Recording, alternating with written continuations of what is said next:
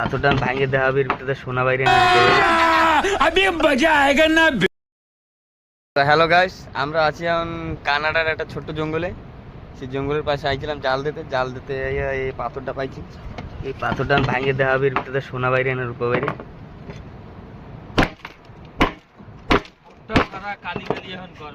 সব বোটটা কালি হয়ে যাবে, তলে হবে একটু একটু করে বাইরে দিয়েছে সোনা। দেখা গেছে অল্প সোনা, এই দেখছো, এই দেখো সোনারই দেখা। कभी कभी लगता है कि पुनीत भगवान है। এই দেখো সোনা বাইরে দেখছো, ইস শালা, তো এই সোনা আমার কামে লাগবে না, তো সোনাটা জলে যাক।